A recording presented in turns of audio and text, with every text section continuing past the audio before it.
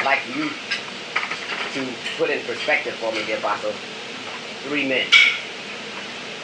One is the scientist who produced the deportation. One is the scientist who took us into Africa, and the other one is Yakub. I want the perspective of these men. How many histories is you going to put on at once? This is three histories. That's right. That's right. Of great men, God. That's right. Have did God like work of God's work in that day and time. Yes, sir. Yes, sir. Well, that was the perspective I wanted to see them in terms of each of these men did a work like God. But at the time, for example, at the time that the deportation took place, you have taught us there was no history of 12, so there was just one.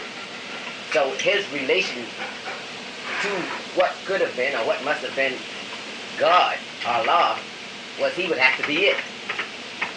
In terms of the one 50,000 years ago, you taught us he walked away from the other 11. Disagree.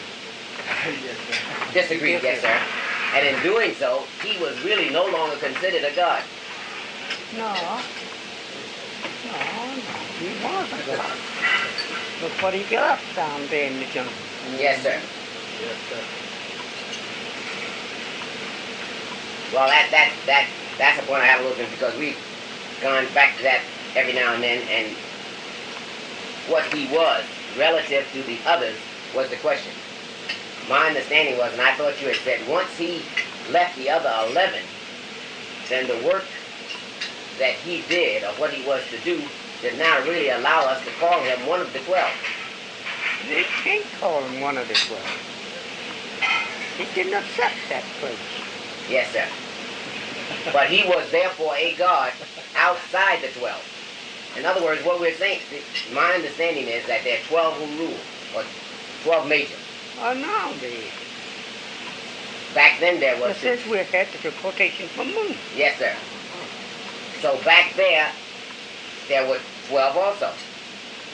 Now, when he disagreed with them, he was no longer one of the 12, yet he was capable Who of... said he was one of the 12 before that? My understanding is you did it, boss.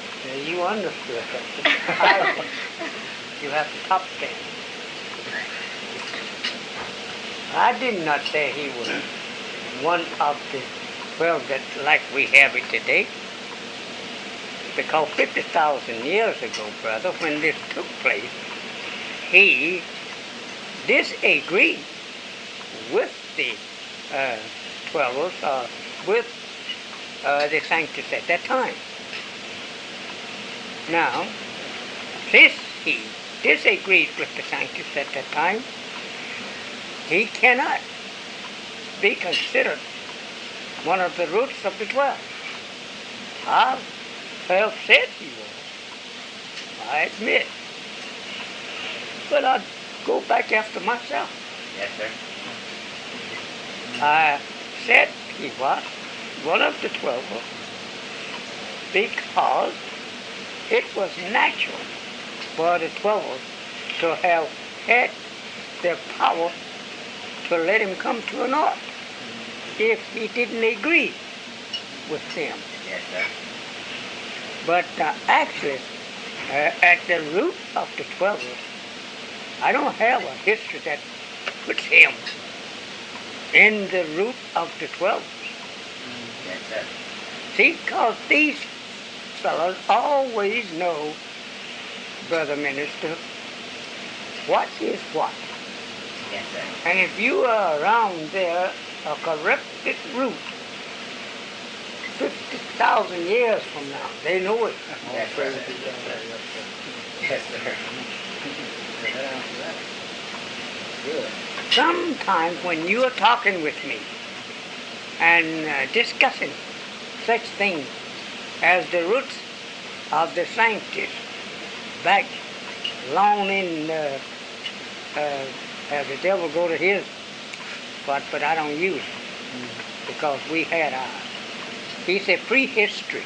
Yes, sir. It meant the time when he didn't know how to write history. Yes, sir.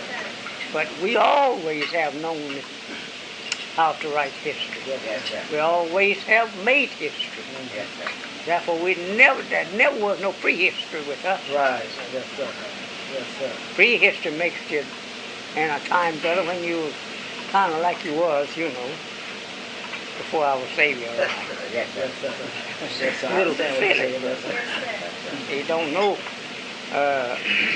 actually educational